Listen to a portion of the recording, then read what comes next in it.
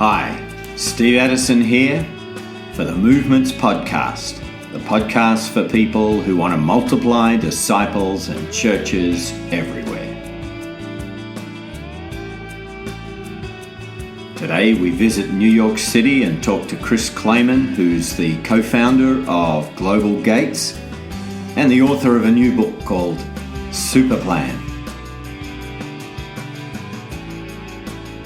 There in England, and these Japanese friends would go to church with me, Bible studies I'd started, prayer groups, and both of these Japanese girls, towards the end of the year, they're very private and didn't want to share all of their feelings throughout the year, what they were learning and thinking about. But towards the end of the year, they both said, we really want to follow Jesus. We could never do this because we've never met a Christian where we're from. And I come from Texas. Most people would claim to be Christian. I'd hardly met someone I've never met anyone who said they'd never met a Christian. I said, I don't know much about being a missionary, but I can be the one Christian someone knows. And so then I just started really understanding what God has been doing in the world among all the different people groups, finding out that 43% of the world's people groups are still unreached with little or no Christian presence. And that led me to Mali, West Africa. I was supposed to coordinate volunteers. I would have never have done evangelism or church planning. That was too scary for me right out of college. It was a month after 9/11 when I went to New York, or went to Mali. And apparently a lot of people did not want to travel to Muslim countries right after 9/11, especially when your country has put bin Laden stickers on the public transport vehicle right next to 1980s Madonna stickers. It was like celebrity status in Mali. And I ended up doing evangelism and church planning stuff in Mali, eventually getting pretty sick, which led me to leave. And then just through the years, learning from other people that have had a lot more experience and fruit than I have, just wanting a taste of what I know God wants to do in the world. One story when I knew that I really wanted to be involved in this evangelism church planning thing is there are so many people that you greet along the way in the streets of Mali. I picked up the language of Bambara pretty quick, and so you'd get these greetings. And there was one guy that I always passed by, just greeted, never really talked to more than that. And one day he said, "Hey, I want to come and talk to you. Why don't you talk to me about Jesus?" I was like, "What?"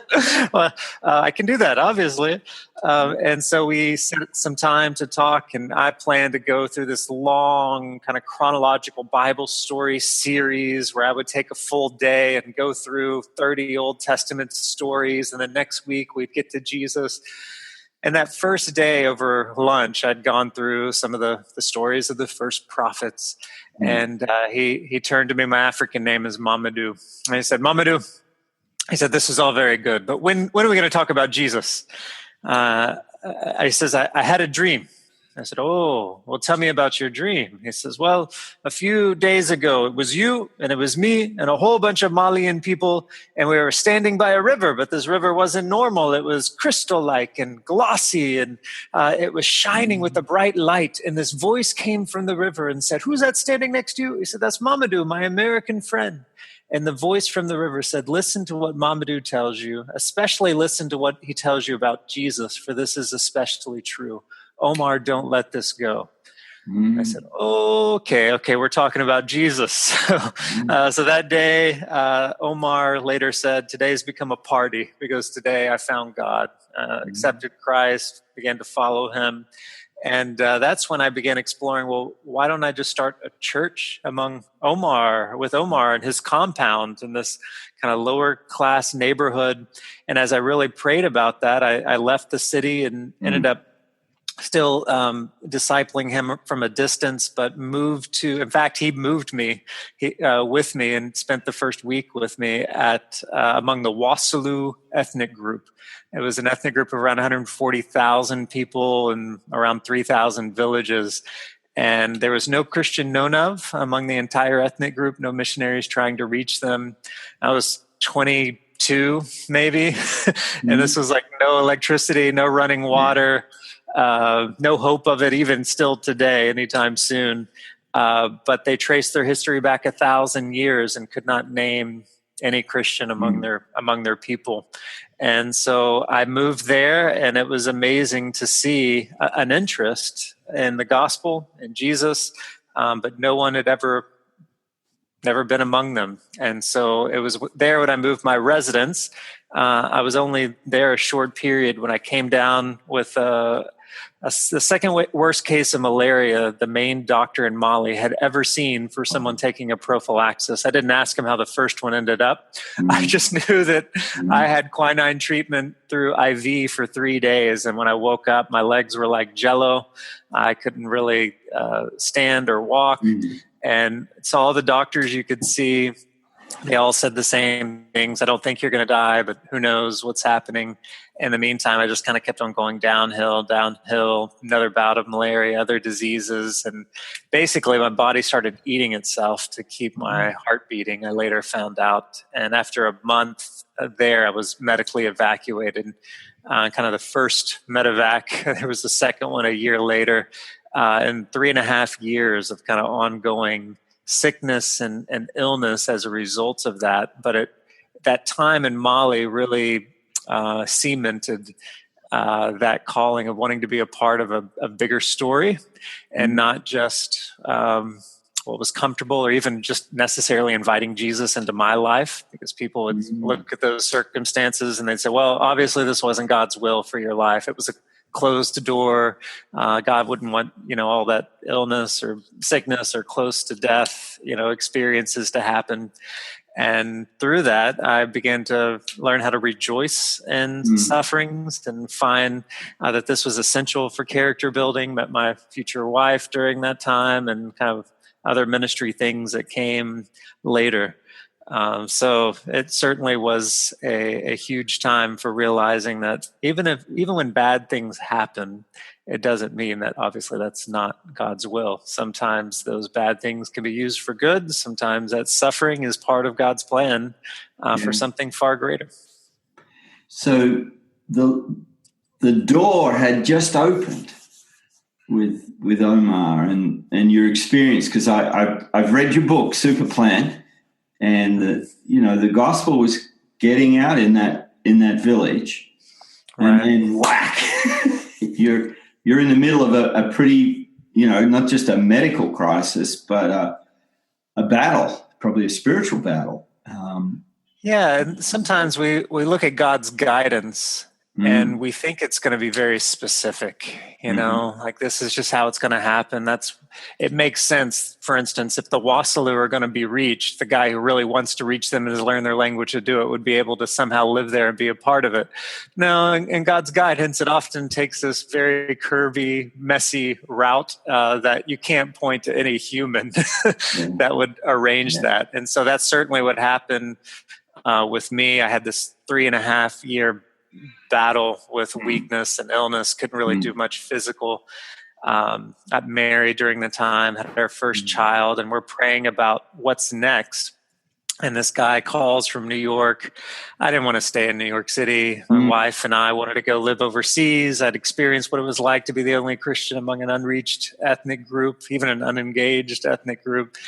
And we show up in New York, and the very first West African we meet on a 2 to 3 day survey trip is this guy named Musa, and he happens to be Wassalu. Out of 1,600 ethnic groups in West Africa, he happens to be from the same small ethnic group I was living among. And within 5 minutes, I learned that he was a Christian from a Muslim background. First one we had ever met or heard of. And he has this incredible story of about to die, in and out of a coma. The doctor said he had 1 week left to live. And he has this miraculous dream vision of Jesus, healing in the name of Jesus. He's healed after the dream. Goes and finds a Bible after he has 2 more dreams where God reminds him, you would be saved through this Jesus. And he reads the Bible, Old and New Testament, cover to cover in a month or so. And just shames us.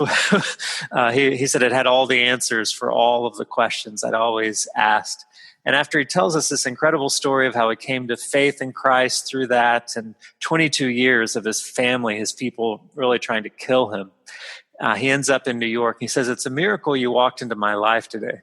Because for 22 years, I have felt called to be an evangelist to my people, the Wassalu. But now I have found my vocation. I have found my calling. And I realized that God had called me to be a missionary. And so I began to but I've never known how because it has just been me.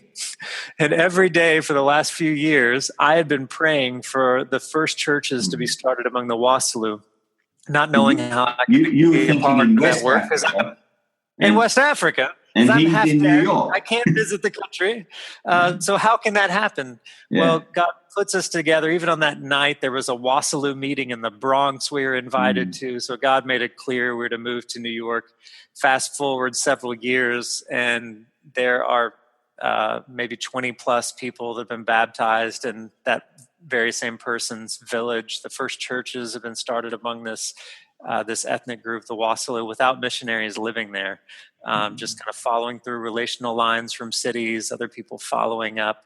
So we couldn't have, a white guy from Texas showing up, meeting a persecuted African Muslim brother in an African American neighborhood in Harlem. And that's what God uses to help see some of the first Wassalu churches start. I'm just saying, I think you retell the story of Philip and the Ethiopian eunuch, but the Lord says, just get out into the desert, Philip. Okay, so for you, it was just get to New York and we'll plant churches in West Africa amongst the Wassalu. Right, yeah, it makes perfect sense. Yeah. And look, I meant to say, I really enjoyed reading your story, reading Superplan, and just the way you tell your story and the story of people like Omar and Musa. But there's this sense of, there's really a story about what God is doing in all the, in your sick, I'm sorry to make light of your sickness, but right. That's what I do. Your sickness, where should we be living? Where are we minister? We meet Musa, and God brings it all back to that village that you've been evacuated out of. Yeah, and I really, that's what I wanted to bring out in the book. So it's a good sign is that, this is obviously my particular role in God's super plan that's unfolded as well as these other people. But we realize who we are when we realize we're part of God's story. Yeah. We realize why we exist when we find our role in God's super plan and interpret the good things, the bad things, all of these things as God's super plan. Yeah. And we're able to find meaning in all of that. We're able to be used by God because we see things in that way. And so certainly that's been the case of when I shifted from merely just inviting Jesus into my life, which meant that, God, this is what I'm comfortable with. This is what I like doing. These are my strengths, come and use my strengths. And then you shift to what does God desire? Even that little bitty shift in questions can have completely different results because that means God might use your weakness. It means that God might use, go send you to places you never thought you would go, or have you be in roles that you avoided and you wouldn't have invited Jesus into. And certainly that's been the case with me. And so I really wanted to help people think more about their own lives through this book instead of just saying, well, that was a good story about that person. I really wanted to invite people into the same super plan, even though no one's going to be a copy of someone else, or our roles are different, but at least start asking that question, what's my role? And you became a different person through those experiences, even through the health crisis and the weakness that it brought on. It's one of the interesting things about suffering. And there are stories of 3 Christians from a Muslim background I tell at length in the story as well.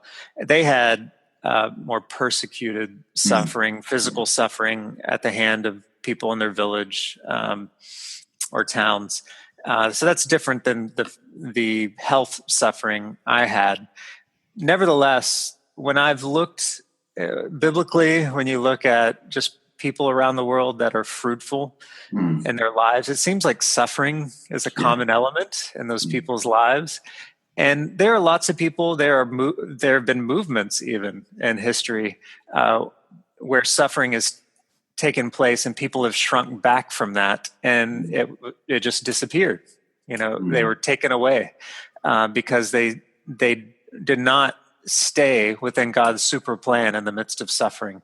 But there are those people and movements throughout history where suffering came and they stuck with God's super plan in the midst and become usually the most fruitful, content, and joyful followers of Christ you'd ever meet. And so it's not that any of us wish suffering to take place, as this is some virtue to just go and seek suffering.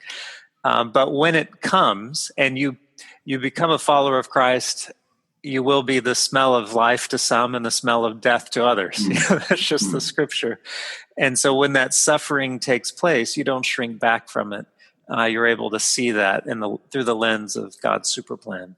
Yes. And what unfolded next in New York? Because a whole new era opened up, not just for West Africa, but Yeah, I came to New York just because I wanted to work with West Africans, and that was our connection. But I ended up spending half of my time researching the ethnic groups of Metro New York. At first, it was just kind of a job that was better than Starbucks, and eventually, it didn't take long. First month or so, it really became an equal calling because I was discovering 2 million Jews in Metro New York, 1 million Muslims, 500,000 Hindus, 80,000 Sikhs.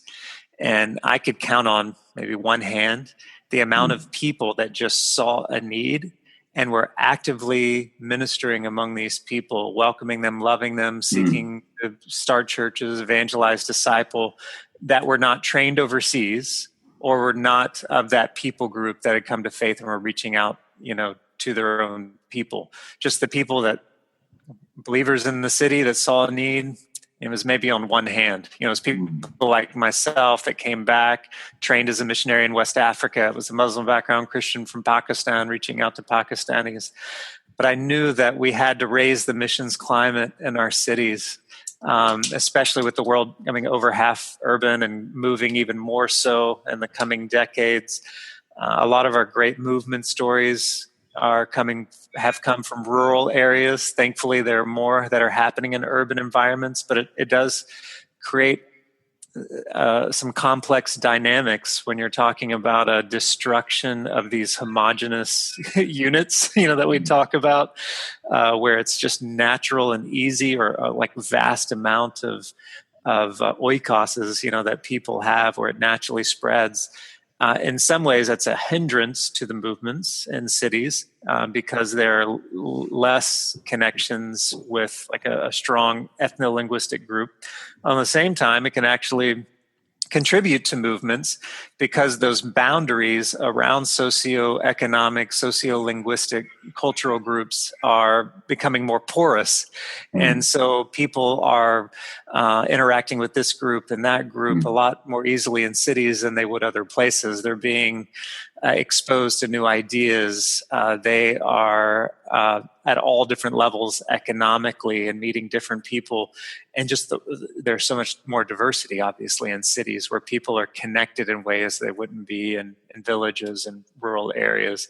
So in that sense, the gospel will jump easily, more easily in cities from different cultural groups to others than it would in other environments. And so that's a great hope that we have in cities. So as this research came and I was getting the experience of what could happen with West Africans and the spread of the gospel in cities back to that homeland, this wasn't like just a good idea that maybe if someone took this, this stuff was happening naturally. Whatever people found in the cities, they were naturally reshaping African society, Asian society, European society from cities. It was already connected, and the technological advances, even in the last 10 years, have just enhanced that. So what a great space for the gospel. When you look at most unreached people groups around the world are that way, not necessarily because of their religion, or some great resistance theologically. It's really because of the solidarity they have with the group. And to leave that would bring shame upon them, upon others. And the greatest value you have in society is to be connected with the group. You find your belonging, who you are in your relationship with the group.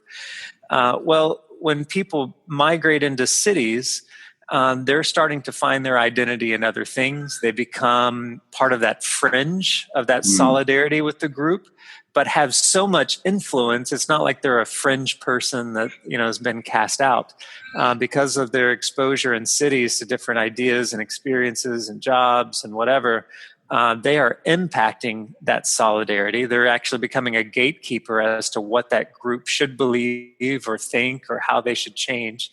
And instead of that just happening with their exposure to hip hop or whatever else coming from cities, it's a great space for the gospel. And so I've found these big daddies and big mamas, which we call them in an African language when they come to New York. They are very eager to share what they're learning about Jesus with others back home. Okay. And of course, we got to have people come from the outside always. It doesn't end that. But it means a lot more when I'm coming in as an outsider into a village or an oikos in Africa, and I'm not coming under the name of some development project or something like that. I'm coming under the name of the Big Daddy of New York, and he's sending a greeting to those people going, hey, I know this guy looks strange and he talks about Jesus, but I'm learning a lot about Jesus, and we need to get close to this. We have had false impressions. Well, that opens up completely new doors for the gospel in these communities. Chris, have you got a story of where that's unfolded in that sort of way? Oh, sure. I mean, I can think of just a recent one. So this is so recent it wouldn't have been in the book. But there is a person from one of the most unreached West African ethnic groups, 200 known believers out of 7 to 8 million people in her ethnic group. She comes to faith in New York City. She also has her incredible vision, dream, healing story that still takes place in America. It's not just for overseas. She was about to kill herself, and that's when Jesus appeared to her. And in that, she met actually Yusuf, who I write about in the book. And Yusuf is from Burkina Faso. And so Yusuf shared the gospel with her. She came to Christ. She actually had 7+ dreams, visions of Jesus in this process. I was there for her baptism. She was dancing with joy. She came up to me afterwards and she says, I don't care. God told me that he was going to save me, but that I was going to be a messenger to my people so that they can be free from all of their afflictions.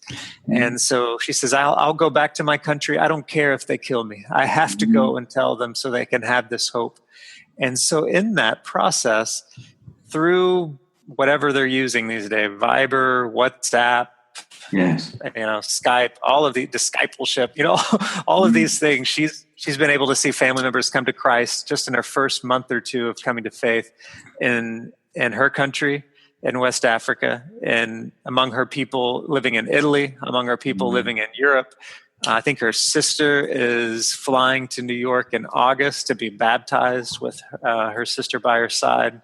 The father who 40 years ago went to Israel as a UN peacekeeper, he made some sort of vow at Jesus's grave because they're big on saints in this ethnic group, and made a vow to the Saint Jesus that he would give him a daughter. And so here comes 40 years later. This child had been estranged from the family because of infighting, and comes back and tells the father she's accepted Christ, but also asks forgiveness for all that she's done in the past to hurt them. The father calls my friend Yusuf here in New York and says, this is amazing. Told the story about his vow 40 years earlier. He says, Jesus has reconciled my family. Wow. And so he has opened the door for this entire family to be open to hearing about Christ and receiving him, even though they come from a very strong Islamic sect that there be only a few known believers among. Wow, I'm just pausing to take that in. That is incredible. And it's not, you're saying it's not a one-off. This is a pattern that you're seeing, that there are what you call global cities, that where it's just a phone call or a Skype or an email away from unreached people groups around the world. Yeah, and in the past, even when I lived in Mali close to 20 years ago, there was no good way to connect back home. You'd have a phone call, and it would sound like that. You'd pay $5 for that privilege of hearing someone's cracked up voice. And they didn't even have Skype, back then. Well, these days it's free constantly to call people back and forth. Even my mud hut, no electricity, no running water village in Mali has cell phones these days. And so that's how connected it is. And all that goes back into cities. They are sharing whatever they're learning back home. And so when they're having something that's changing their life, giving them new hope and meaning, and they've come here to make money or whatever it is, and they're finding that that's going to be empty to make them content, they're eager to share what the real story is of how transformation can happen back home. And we're seeing it Africa, Asia, Europe, South America, all over. So even more imperative that as people come to know Christ, as they go on in discipleship and experience what church is, everything you do with them has got to be simple and transferable, that it can jump across the airwaves, that it can go from New York City to an African village. Yeah, that's the interesting thing. I mean, it happens both ways. I met someone the other day in a subway, and I was so excited because he was a Muslim background Christian, and we were talking in an African language. But then when he started talking about religion, he immediately switched from the African language to French. And so that's interesting. I said, I don't speak great French. Can you tell me that in Jula? He could not tell me, which is the African language. He could not tell me about Jesus in his language. He had only learned how to speak about religion in this other language, in this case, French. Well, if you think about that, the reverse of that, wouldn't it be a shame if we saw all these people coming into cities, coming to Christ, and we train them in ways of church or ways of communicating about the Bible and the gospel, and it all happened in something that would not relate to them being able to share with their people? Like that guy couldn't share with me in an African language. And so that means we've got to look at obviously simple ways of doing church where they can even evangelize, disciple, and start churches over technology, which is happening. There are people that are beginning that process, have seen that happen, around the world, with leading their oikos to Christ in these various places and discipling, and then helping form them into groups wherever they're at. And God, I guess the next phase was God has put on your heart that this is not just about your ministry, but it's opened up now to how can you mobilize and deploy others to reach global cities. So tell us how that came about.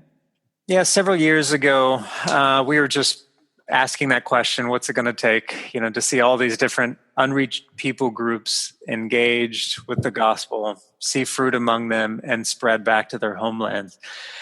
And we were struggling with this piece of trying to make that fit into existing organizations and everything else. And so we decided to start an organization called Global Gates, which had this vision of reaching the ends of the earth through global gateway cities. Friend Brad, who you've had on here before, moved to the city after experience in Southeast Asia. And we just began praying together about what that might look like to start an organization for a transnational world. A lot of times our organizations are divided. Of North America, you have this, and then there's overseas. Well, that's not the world these people live in anymore. It's all connected together. And especially with our world heading that way, and knowing that we're often weakest in seeking to start movements in and through cities, we wanted to fail best, with that, and have everyone else learn lessons from our failures to hopefully spur this on a bit. So we started Global Gates about 5.5 years ago, late 2012. And now we do have workers in don't know, 20 cities or so, and countries beyond the United States. There's Global Gates Canada. There are, workers that are just, as the cities go, they're following relational contacts to India and Nepal and Thailand and North Africa and wherever else they lead. So the niche of Global Gates would be, where can you access the most unreached people of the world that have voluntarily migrated to cities with other Christians who have migrated into those cities, as well as Christians in the host culture that would be very open, you're not going to be worried about your platform to be in the country and being kicked out. You can be very open and bold and everything with the gospel.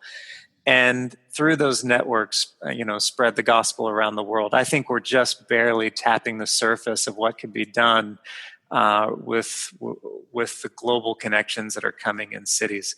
So the sweet spot of our ministry and what other ministries hopefully are going to be finding in these cities is, where are some of the least reached people groups of the world? Not just who's the most unreached in the cities, but who are the least reached in the world that have left their areas where it's very hard for Christians to be open and bold without getting killed and everything else right off. But then meet these people in the cities where they're just going to naturally spread it back to where they're at. So that's what we're looking at now. We're kind of creating a database that we have on our globalgates.info website under resources, where we're identifying the most strategic unreached people groups that have moved to North America, where workers are most needed, based on the global status of evangelical Christianity among those groups, the significance of their presence in various cities. Sometimes the most strategic places to reach some of these groups are in these global gateway cities, because some Jewish groups have all left their homelands and their largest populations are in places like New York. Some of them, like Tibetans, their largest concentrations out of China, India, and Nepal would be in New York City or Toronto. So let's focus on those groups there and then just follow the networks back into their home. Visit movements.net for links to Chris Clayman's latest book, Superplan, A Journey into God's Story, and links to Global Gates. This has been episode 172 of the Movements Podcast.